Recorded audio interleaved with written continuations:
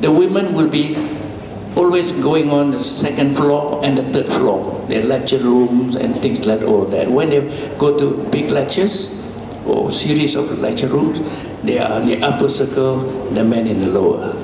And the men now in the second floor and the ground floor. So they go around that. Second part is to do it like a shopping center. So that when you go down, can you imagine a circular shopping center? And all air conditioned with shops and so on. So they don't have, you encourage them not to go home. That's where they meet. Only the men can meet there, the women will meet on top. So they can meet with different faculties, different courses of students. So they will be mixing all together. And that is what I'm thinking. And not only that, when you have car park, the car park entrance must be different than the men's car park. They cannot meet. So you got to think about architecture, separating men and women. How do you do it? That was, this is some paradoxical, thing. Yes. Which is when they go into the Hajj, right, in the Kaaba, the men and women can mix. Yes. But the moment they go up from the Mecca and go to the I know. And they go to the Burger King joint, then suddenly they have to be separate. Yes. So This is kind of funny. No? Yeah, it is. I know, but whatever it is, to me as an architect, you solve the solution. So you solve that, and I thought I was beginning to get into that, and now that's supposed to be the first co-ed university. And not only that, it was very straight, it was very difficult for an architect to solve. Even including the exit for fire, mind you, for fire, it must be separated. How ridiculous that can be. In terms of danger, it's like going to war. You go to one separate war there, all women soldiers and men soldiers in one way. I say, well, how come you win a war? And I'm trying to tell you this is what it is. Unfortunately, Muslim as a whole, I thought, they had very conservative, very orthodox. I don't know whether it's the religion that taught that. I don't think so, because religion never taught. Religion says you seek knowledge. In the Quran says as far as China. That's metaphysical, more or less. And why are we like this? Very narrow-minded. And this is what happening in today's Islamic world. As if we don't learn history. Of course, history, as they say, repeats itself. Look at Christianity before, in the time of Spanish Inquisitions, between the Romans and non-believer of Catholics. All kind of horrendous things happen. And look at even the last century. We have the Protestants against the Catholics. In England even. As you know, it's only last century. And we never learn. And today, we are fighting between the Sunni and the Shia. Isn't that hopeless? Don't they think? What are they fighting for? In the name of religion, they are fighting for that.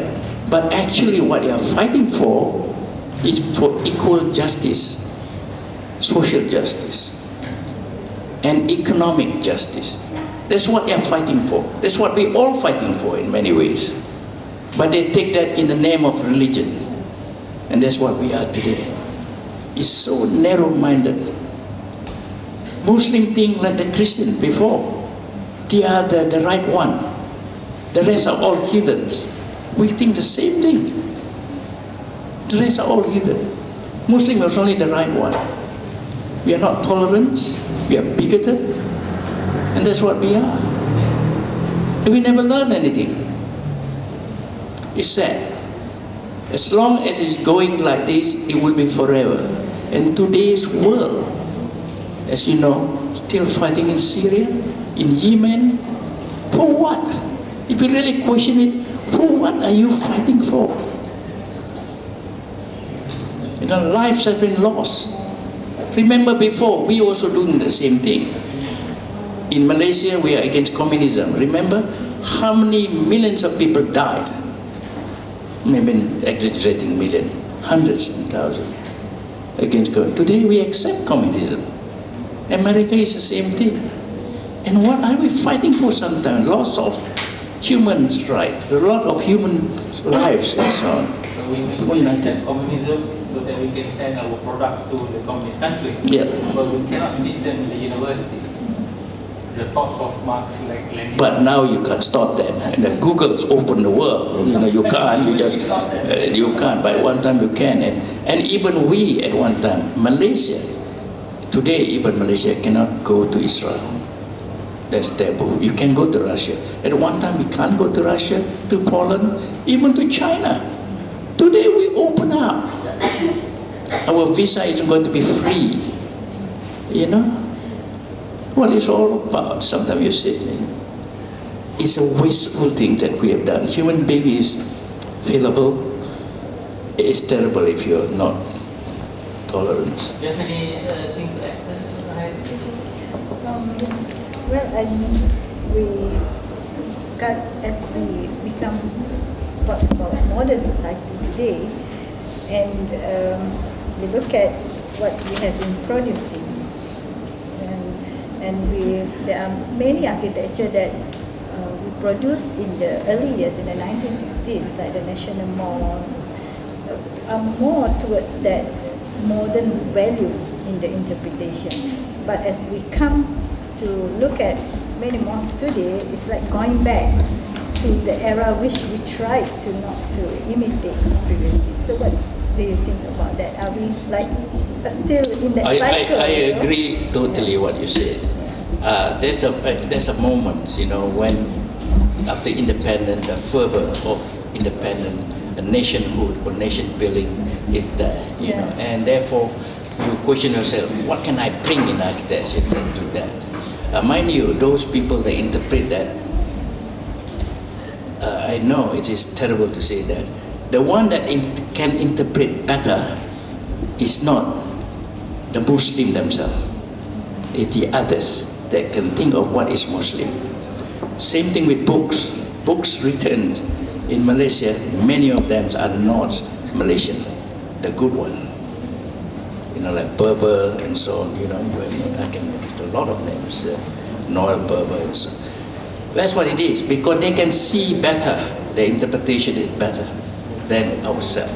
Because we have been, what is the word, you know, fixed ideas and so on. So the same thing with that, with the National Mosque, it's English architects that really started it.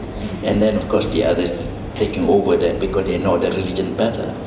But the interpretation comes before. You're right when you say that, not only us. Look at one of the great mosques in Islamabad.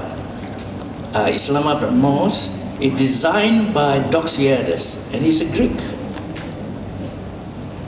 And yet, fantastic architecture. It's not the whole thing. The rest of us is orthodox, as I said, and still the possession of dome and arches are, they call it Islamic architecture. Sure, this is very hard for you to remove it because the perception of the Muslim is that. Even the Oriental also, you know, classified that as Islamic architecture. So that's which I found quite, you know, disturbing. Yes, yeah, it is because it's the perception. Yeah, orthodox in a way they cannot move away from that. And if you say what's a mosque, you know, the symbolism will be a dome and an arches. And yet, if historically, it's not like that at all. The first mosque is just a simple thing, but this is by accident that they want big space. And the only big space they can do at that time, they take it from the Roman, and that is the dome. And from other places as well as the pillars that carry the dome or big spaces that you require, is to have arches, because you use stone again. It's just construction. It's a construction it's happened that day. But if it is, they have new technology at that time, or different kind of technology, they would not do that way. But the Muslim already done that, and the one that make it famous, of course, is Sulaiman, the architect Sulaiman, who was, by the way, was a Muslim convert in Turkey. And after that, everybody thinks Islamic architecture must be a dome, must be arches. Even today you don't have to do that. You know, the symbol of that is not. In fact, in some country in Africa, some of the mosques doesn't look like that. It's made of mud. Look at it again. They are not like that at all. So, even in our early days in Malaysia, if you go to Malacca, they look like Chinese architecture. Not necessary to have dome. And you look at the history of Malaysia itself. You go from each state before, the first mosque of each state, they're all different. Although they have dome, but they are different. But today, we are going backwards somehow or other. It is because the perception of the people, and especially the not educated in that terms of architecture, and they think that it's the symbol of Islam, but it's not. With these all ideas that you mentioned just now, Yes. how far that you take all of these ideals in your planning for Mecca? Plain Mecca is a very pragmatic approach. I will show you the pragmatic approach is when they it's later, is it? You want to do it later? Okay, all right. Yeah, you can take these approaches and so on. It's depending, as you said, you know, if you go to Africa, the way they design their mosque is the way of they know how to design it. In other words, the material that they can get, mats or stone, they don't have so much of wood or straw, and that's the limitation. And what can they do about that? Plus their culture. What is their culture? So they put the richness of their culture into their building. And of course, it's the skill of the people at that time that can build that. And because of that, it becomes so not only organic, so authentic, reflections of the Muslim in Africa. And other states is the same thing too. You go to the backwoods of Sarawak and so on, you can see thatched roof and things like that for the mosque, which is